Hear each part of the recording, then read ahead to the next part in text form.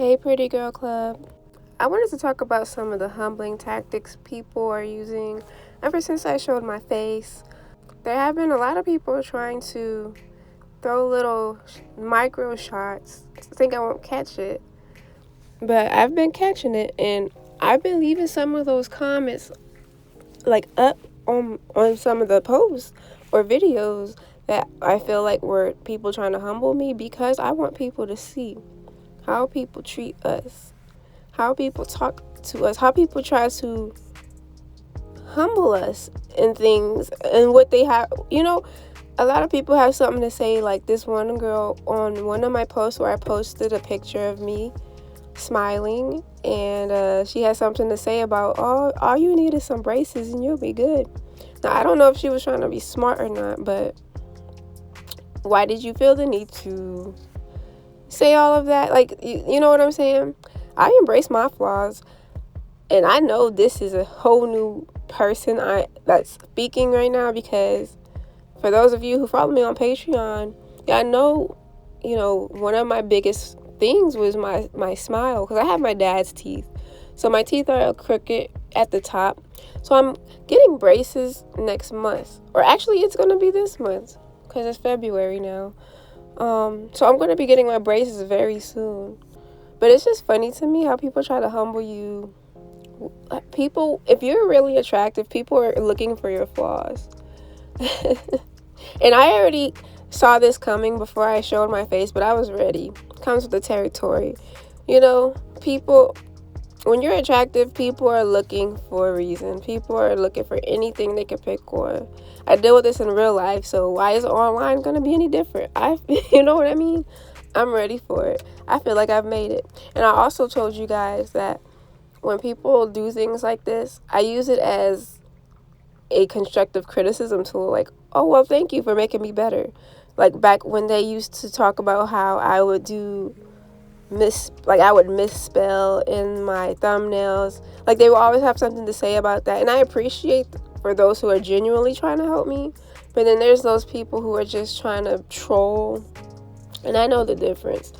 And I just use it all as constructive criticism to get better. So, and I've already had this plan to get my braces about a couple months ago. So you can't humble me with that one. No, you can't.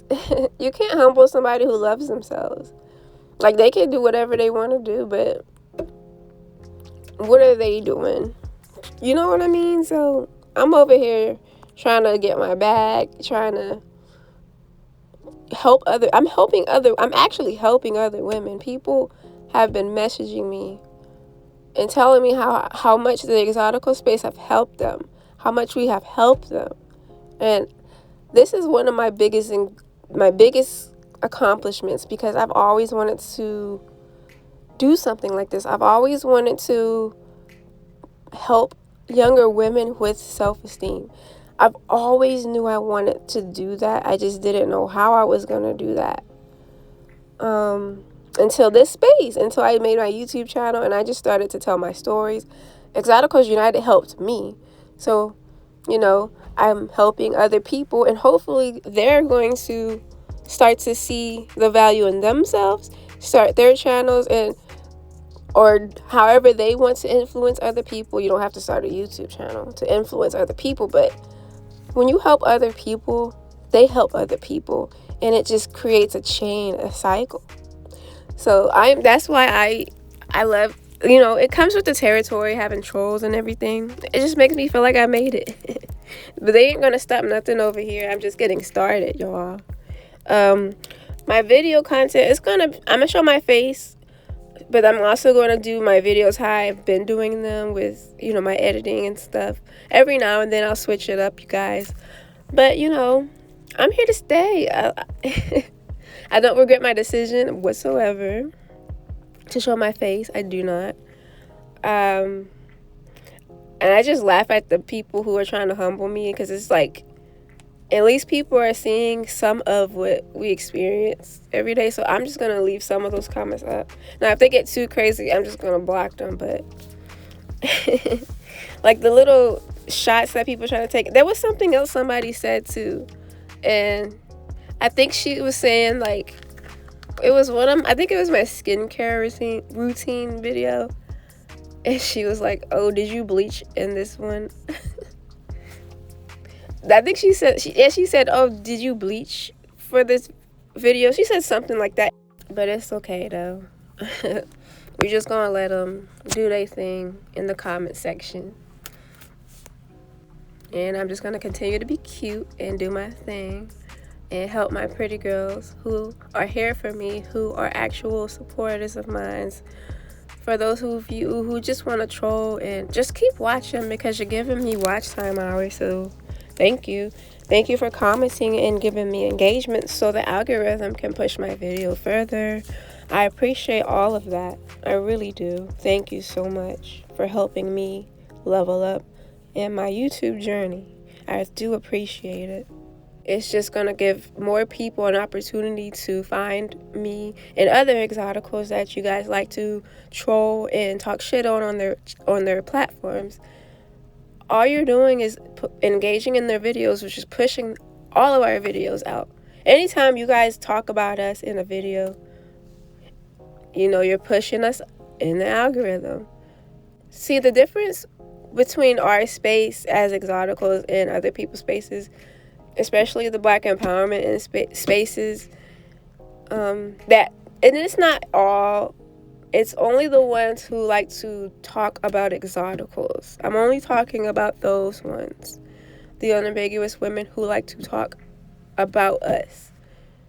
The difference is, we know that when we tag one of y'all in our videos, like Chrissy, for example, but Chrissy's already big, first of all, but we already know what to do. We don't have a hierarchy mindset where if I tag her name in my video, it's going to give her more of a reach. I don't do all of that.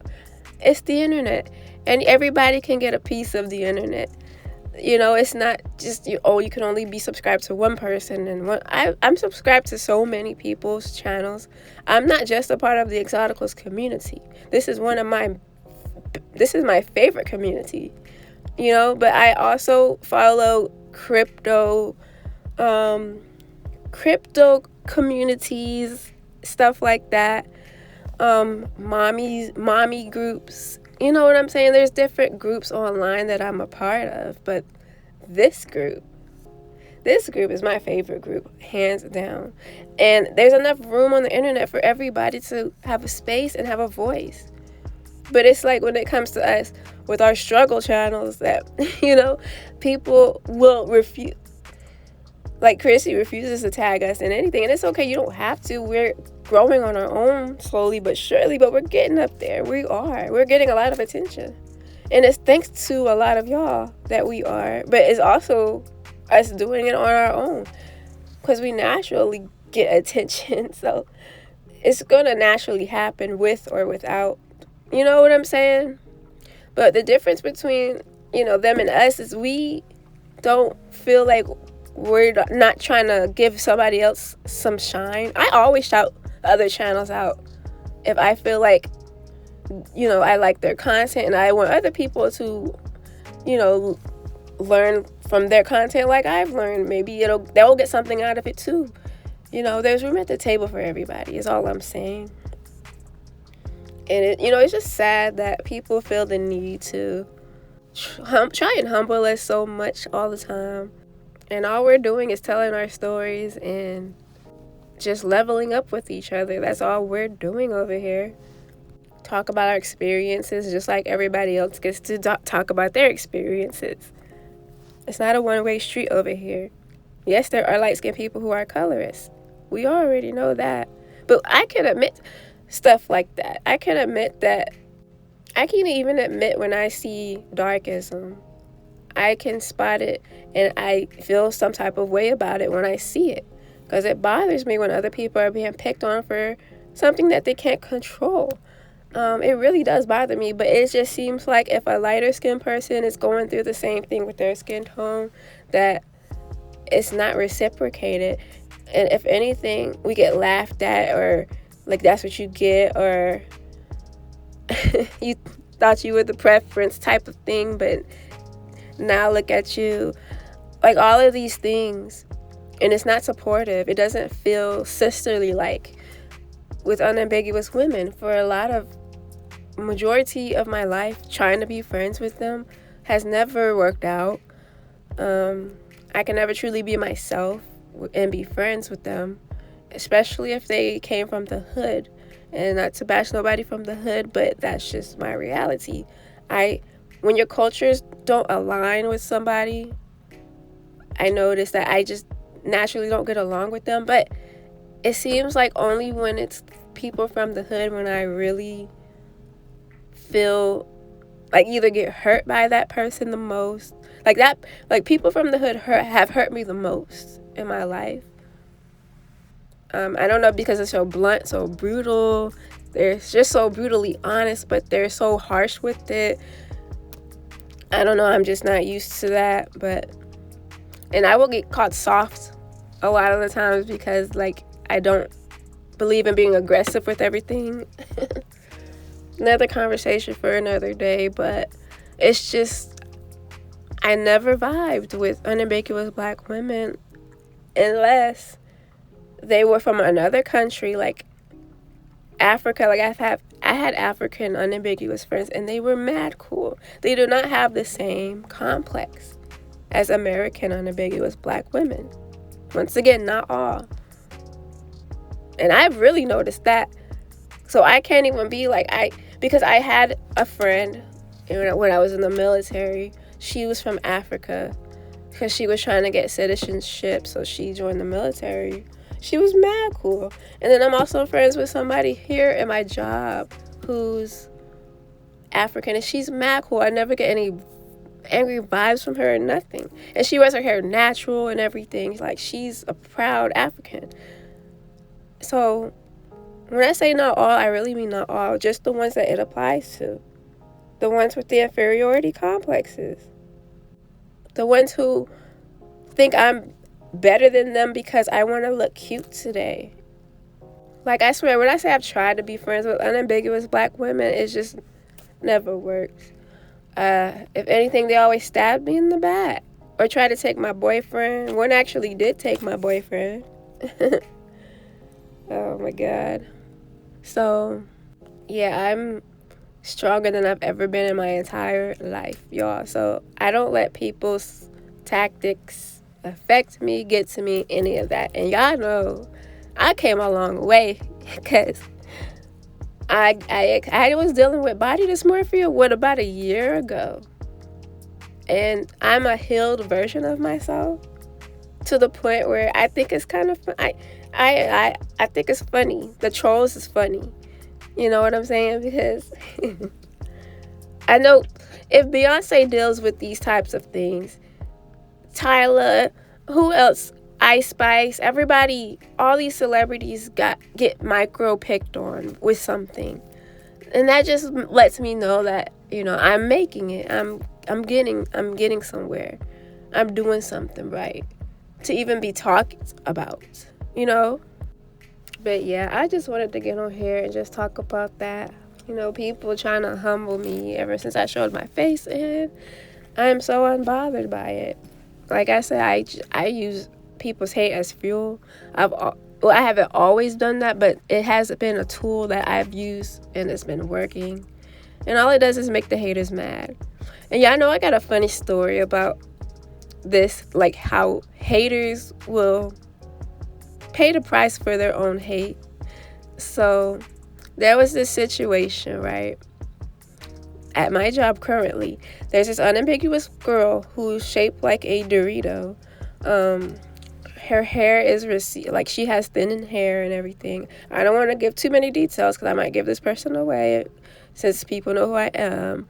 But it's funny because this girl has always tried to make me feel like an outsider of the unambiguous group at my job. Like, there's a crew of them, or there was a crew of them. I'm gonna get to that. There was a crew of unambiguous black women, and she was one of them, the girl I'm talking about. And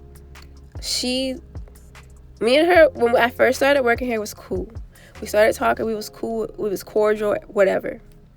And then this guy comes. This guy that's working there already he is eye candy. He's also an exotical male, and all the girls liked him. But guess who he liked? He liked me. And me and him would talk every now and then, and he would always look for me, and we would talk a lot. And I knew that was I peeped because I'm very sensitive to people's emotions, and I could tell that it would bother her, so she would try to get his attention. And it's funny because she had to do all kinds of extra stuff to get his attention. I didn't have to do anything to get his attention. I'm quiet and I keep to myself. I sit by myself sometimes at the table and everything. People come to me, I promise. She has to be all loud and obnoxious just to get attention, and it rubs people the wrong way. And I knew it rubbed him the wrong way. And then he kind of embarrassed her about it in front of me. And that's another video for another day about how people will use exoticals to humble somebody else. But I'm going to use that for another story for another day. But he did do that. And ever since then, she does not like me now. So fast forward to this year, because this was like last year. She had a group of unambiguous women at this table during lunch break, and I usually am sitting to myself like always, and I felt like she was using that as a way to kind of make herself seem like she has more power over me or whatever, because sometimes when my table was occupied because somebody else took my seat, because we don't own seats, we just sit at the seats that we always are used to sitting at, but I don't own a seat. So this particular day, somebody took my usual seat. So I sat at the table where they were sitting at, but at the other end. But then I knew a couple of people who I was actually cordial with, who I don't have any issues with. And they were talking to me about something, and then I was talking to them about something. But every time she talked, Dorito girl, she would try to wear the conversation away from me to make it seem like I'm not there. It was almost like she was trying to exclude me from the group. And this was going on for a couple of days, because sometimes I would sit at that table and sometimes I wouldn't. But she would always make me feel like I was excluded by not giving me eye contact, talking to everybody else but me. And then one day I was just like, okay, cool, I don't deserve this. Because it was not only her, it was her minion, the other lady. So they both in cahoots. But so I was like, cool, it's all good. So I sat at another table by myself again, and I noticed she saw that I was sitting back by myself again, and she was just doing the extra, being all loud and laughing and stuff, trying to make it seem like they're having a good time at the table and I'm being left out. And that I wasn't feeling left out. She was trying to get me to feel that way, though. But I started making friends with this one guy, and me and him started becoming cool. And me and him sat together. And then I had another girl who just joined the job, and me and her are cool. So now I have two new people in my life who I'm cool with. And guess where they're sitting at the table with me.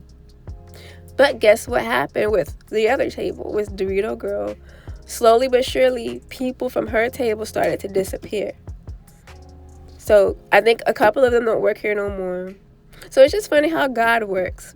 When somebody's trying to humble you, like, God will make your enemies, like, he will put you, what is that scripture where God will place you above your enemies or something like that? Like, karma is something else, y'all. Like, I got my own table with people who actually like me, and I noticed people are starting to come more and more to my table. I feel like I started my own table. Like, that was like, and now guess what? The Dorito girl sitting all by herself now. She too busy hating on me, and she could have been at my table's the cool table now. And I think that's so, like, I can't get over that. Like, I told myself in my head when they were trying to humble me, I was like, I'm going to start my own table watch, and they're going to be wanting to sit at my table. And not even a month later, it happened. Literally how I'm, like, this is something out of a movie script. Like, so it's just funny how karma works, because karma will come for those who want to bully people for no reason. So that's why I know the exotical space is going to blow up, because people are always hating on us and for no reason. If you have a story about a light-skinned girl who picked on you when you was little, we have the same stories in reverse. But, we don't let it... We heal from things, and we learn from things, and we move on. And I don't hate every dark-skinned person because I was bullied by them. They just don't like me. And that's just it. I trigger people. It is what it is. I don't know. I don't try to trigger people. That's why I have a people-pleasing complex or whatever, but I'm working on that. But yeah, so let the haters hate. I'm not mad at it. Keep them coming. It's part of the territory. You know what I'm saying? It is what it is. So, nice try for those who are trying to humble me, but I'm just so used to it, and it's just, I think it's funny now. I'm a different person than I used to be. Like, my younger self would be so proud of me. But anyways, let me know what you guys think, and I'll talk to you guys next time. Thank you for listening.